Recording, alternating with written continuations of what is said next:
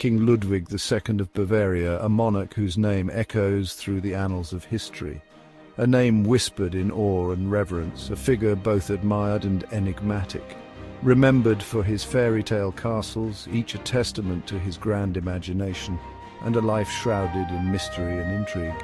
Ludwig was more than just a king. He was a dreamer, a visionary who saw the world not as it was, but as it could be. An artist on a throne, he sought to blend the realms of royalty and creativity. He poured his soul into grand visions, creating architectural marvels that dazzled and perplexed his people, leaving them in awe. Ludwig's reign was a whirlwind of extravagance and isolation, a paradox of opulence and solitude. His love for beauty and art often clashed with the harsh political and social realities of his time, creating a life of contrasts. He yearned for a world of myth and music, far removed from the battlefield and the strife of his era. This is the story of the Swan King, a ruler who found solace in the beauty of his creations.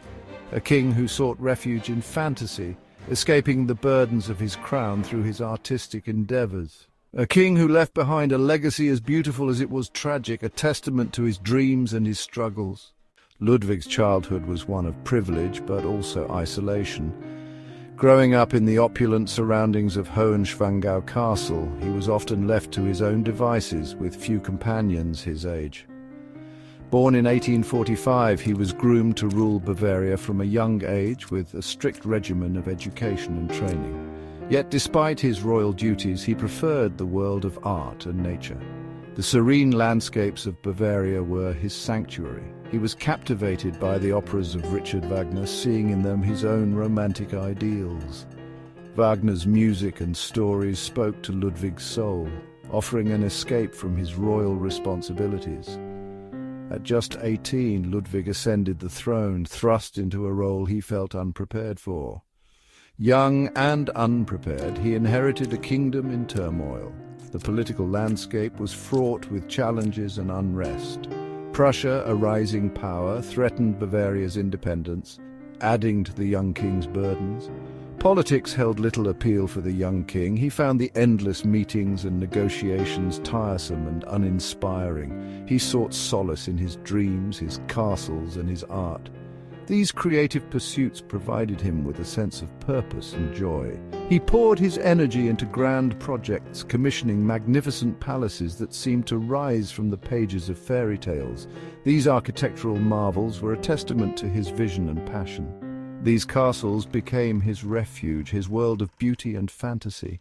In their halls he could escape the pressures of kingship and immerse himself in his dreams. Ludwig's castles are his most enduring legacy. Neuschwanstein, perched on a mountaintop, is the epitome of his vision. Inspired by the operas of Wagner, it's a monument to romanticism and German legend. Linderhof Palace, with its Venus grotto and Moorish kiosk, reflects Ludwig's fascination with exotic cultures. Herrenchiemsee, modelled after Versailles, speaks to his admiration for the French Sun King. These weren't just palaces, they were worlds unto themselves. Each detail, from the murals to the furniture, reflected Ludwig's meticulous taste and his desire to escape reality. Ludwig's passion for art wasn't limited to architecture. He was a devoted patron of the arts, especially music. Richard Wagner, his idol, became his friend and confidant. He funded Wagner's lavish operas, providing him with a stage for his groundbreaking work. Ludwig's support was crucial for Wagner's success, shaping the future of opera. Beyond Wagner, Ludwig supported other artists and commissioned countless works of art. His reign was a golden age for Bavarian culture. Driven by his unwavering belief in the power of beauty, Ludwig's extravagant spending on castles and the arts drew criticism. His reclusiveness and disinterest in politics worried his ministers. Rumors spread about his mental state, fueled by his eccentricities and nocturnal habits. His relationships with men, deemed scandalous at the time, further alienated him from the court. He withdrew further into his world of fantasy, seeking solace in his creations and the company of artists. The king, once admired, became a figure of suspicion. His ministers, fearing for Bavaria's future, plotted his downfall. In 1886, at the age of 40, Ludwig's reign came to a tragic end. His life, filled with grand visions and architectural marvels, was abruptly cut short. Declared insane by his own government, he was deposed and taken to Berg Castle on Lake Starnberg. This once majestic retreat became his prison.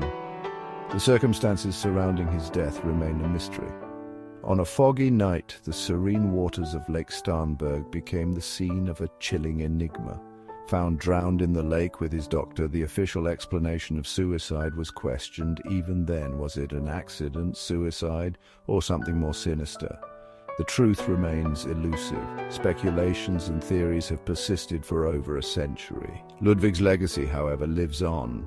His passion for art and architecture left an indelible mark on Bavaria. His castles, once symbols of extravagance, are now beloved landmarks. They attract millions of visitors each year, standing as testaments to his unique vision. His story, a cautionary tale of a dreamer king destroyed by a world that couldn't understand him. Ludwig's life and mysterious death continue to fascinate and haunt historians and admirers alike.